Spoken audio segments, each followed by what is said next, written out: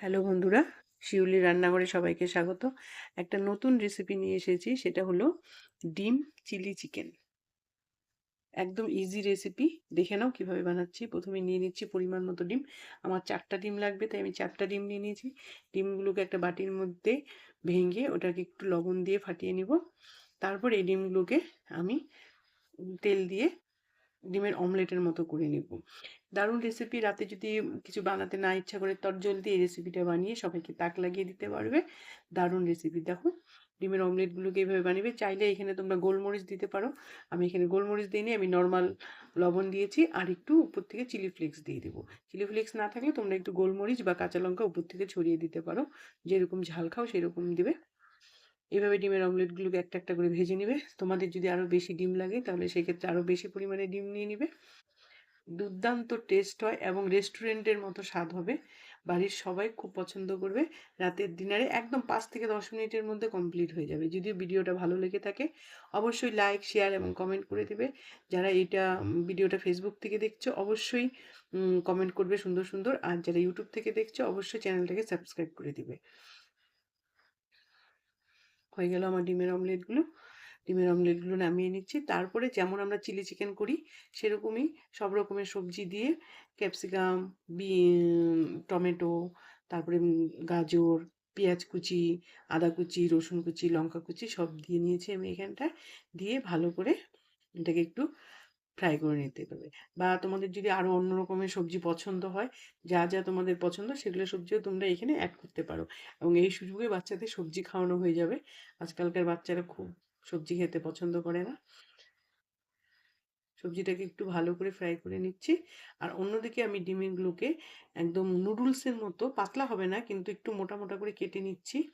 প্রথমে তো লম্বা করে কাটতে যাচ্ছিলাম, হয়নি, তারপর এটাকে ফোল্ড করে কেটে নিচ্ছি। তোমরা চাইলে যে কোনো শেপ দিতে পারবে, চাইলে হাত দিয়ে ছোট ছোট করে ছিঁড়েও করতে পারবে, একই রকম স্বাদ হবে। কিন্তু এটা একদম তরজলদি। কিছু বানাতে না ইচ্ছা করলে এরকম একটা বানিয়ে নেবে রেসিপি। আর বাচ্চারাও খুশি, বাড়ির বড়রাও খুশি এবং তুমিও খুশি থাকবে যে খুব তাড়াতাড়ি হয়ে যাচ্ছে।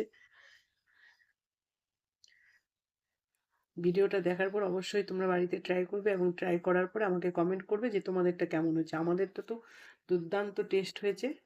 সবাই বলছিল আরও দাও আরও দাও। তোমরা অবশ্যই কমেন্ট করে জানাবে। এদিকে আমার সবজিগুলো ফ্রাই করা হয়ে গেছে।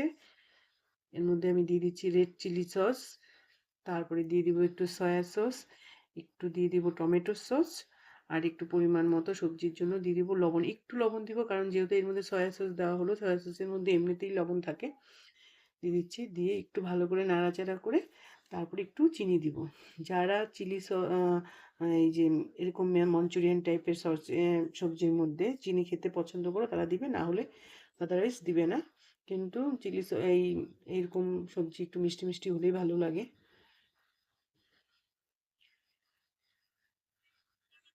হয়ে গেছে। এরপরে এর মধ্যে ডিমগুলো দিয়ে নাড়াচাড়া করে নামিয়ে নিচ্ছি। এটা আমি রুটি দিয়ে সার্ভ করছি। তোমরা চাইলে এটাকে ফ্রাইড রাইস, পোলাও, নান যে কোনোর সাথে সার্ভ করতে পারো। সমানই স্বাদ হবে, কোনো রকম স্বাদের হেরফের হবে না। আজ তাহলে এখানেই রাখবো ভিডিওটা। সবাই ভালো থাকবে, সুস্থ থাকবে, সাবধানে থাকবে এবং আমার ভিডিওগুলোকে অবশ্যই লাইক, শেয়ার, কমেন্ট করবে এবং বাড়িতে নতুন নতুন রেসিপি ট্রাই করবে। নিজে খাবে এবং বাড়ির সবাইকে খাওয়ায় খুশি রাখবে।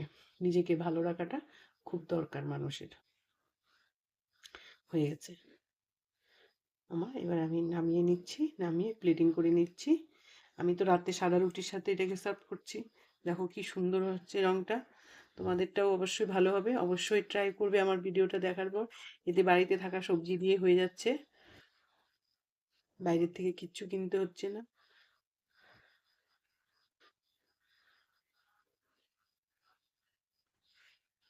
Bye bye and good night.